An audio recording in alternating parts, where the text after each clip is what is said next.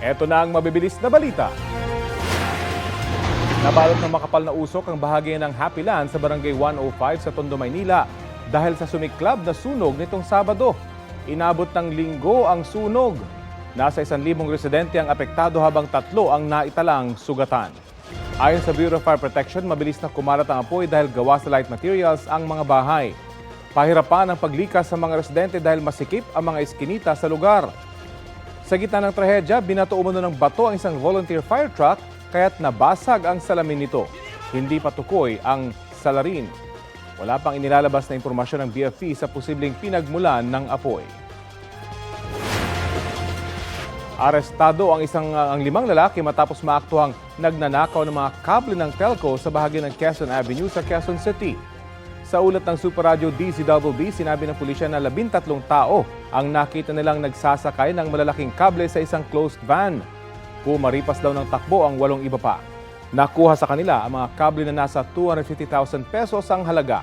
Gayon din ang bolt cutter, lagari at kadena na ginamit para putulin ang mga kable.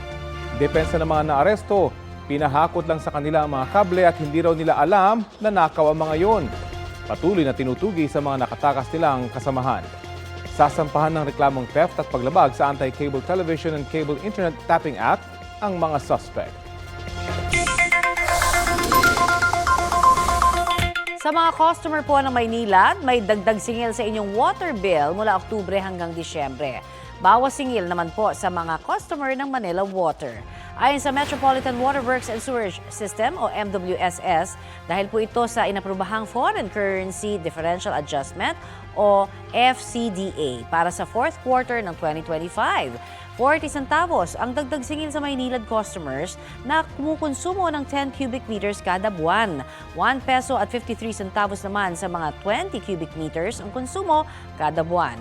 Habang mahigit 3 pesos naman kung 30 cubic meters ang konsumo.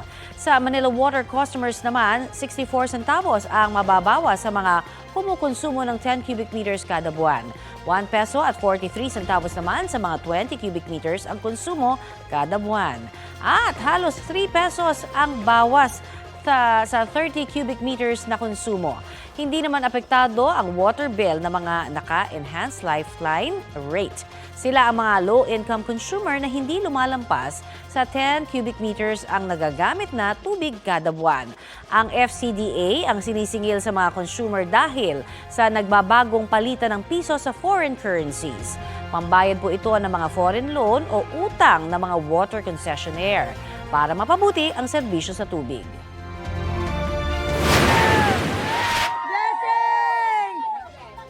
Biyaya ng lawa. Sandamakmak na tawilis po ang nahuli ng ilang mangingisda sa Taal Lake sa Talisay, Batangas.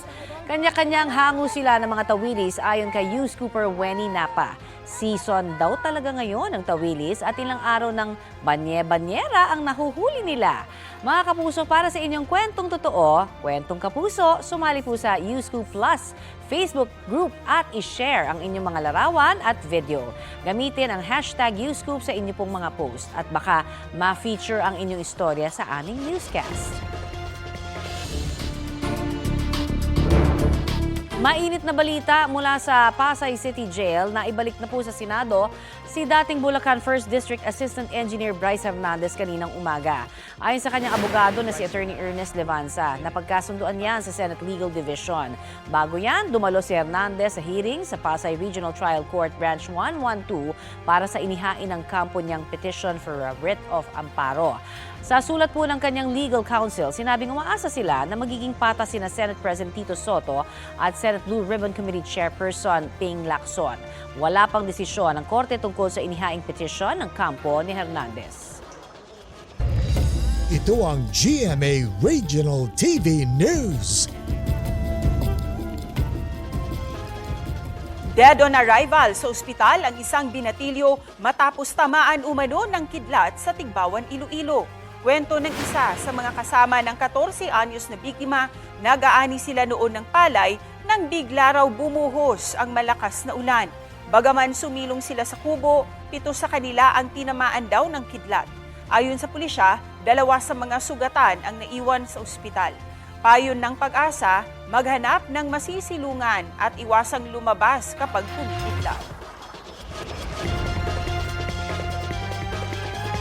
Ninakaw ang kalis ng isang simbahan sa Bugalyon dito sa Pangasinan. Kwento ng Sacristan Master ng St. Andrew the Apostle Parish Church, nagtaka siya nang madiskubreng wala ang kalis mula sa kinalalagyan nito sa likod ng altar. Posibleng dumaan umano sa gilid na pinto ng simbahan ang kumuha ng kalis dahil hindi raw yun isinasara sa hapon. Personal na pagmamayari rin daw ng kanilang kura paroko ang kalis at nagkakahalaga ng humigit kumulang 40,000 piso. Nag-iimbestiga na ang Bugalyan Police kaugnay sa insidente.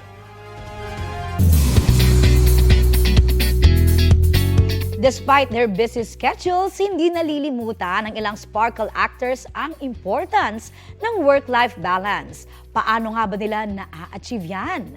Narito ang latest mula kay Mareng Athena Imperial. Kahit na busy sa tapings, endorsements, businesses, and sports, David Licauco squeezes in time for rest and relaxation para magka-work-life balance kasama ang mga kaibigan at mahal sa buhay. Minsan kasi like you always want more, pero minsan nakakalimutan natin maging grateful kung ano na yung meron tayo. Diba? So, yun yung ginagawa ko ngayon, try to take a step back kasi ako yung type ng person na, gusto ko pa. Ipinayo nga raw mismo ng parents ni David sa kanya na mag-take a break. Recently, nagbakasyon siya for more than a week.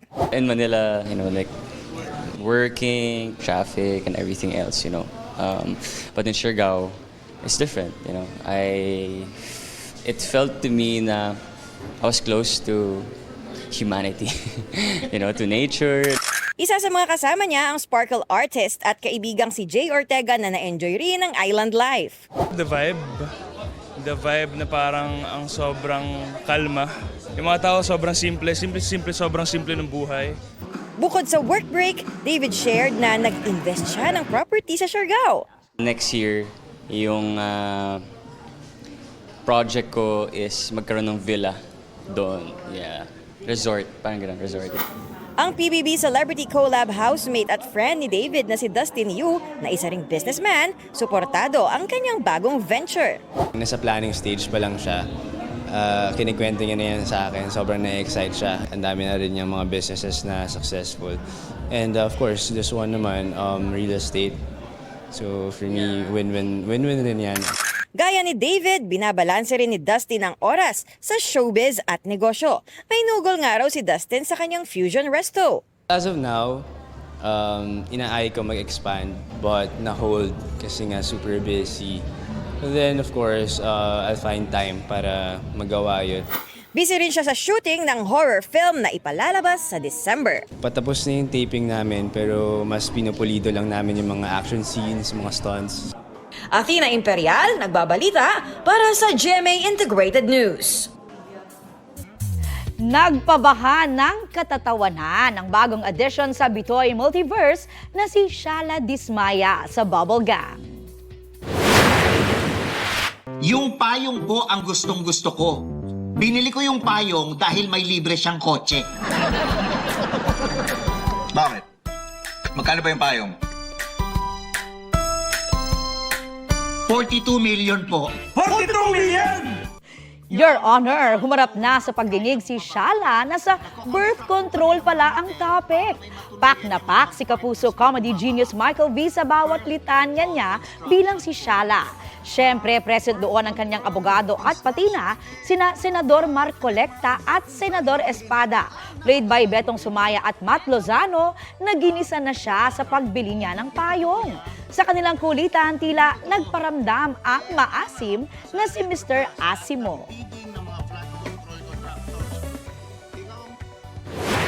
On the road na muli rito sa Metro Manila ang Love Bus. Ang unang ruta ay mula Valenzuela Gateway Complex hanggang DSWD Central Office sa Batasan Hills, Quezon City. Ikalawang ruta naman ay mula pa rin sa VGC papunta namang Parañaque Integrated Terminal Exchange o PITX. Ngayong buwan, libre pa po ang lahat ng sasakay sa Love Bus na bumibiyahe mula alas 5 ng umaga hanggang alas 10 ng gabi.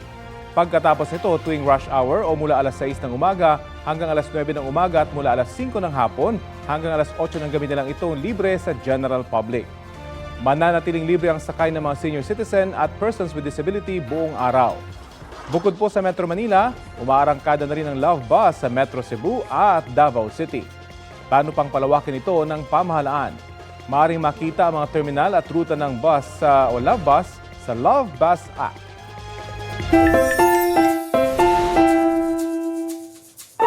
Sa gitna naman ng swimming trip ng isang grupo sa Talay Rizal, may naisip po sila na kakaibang trip.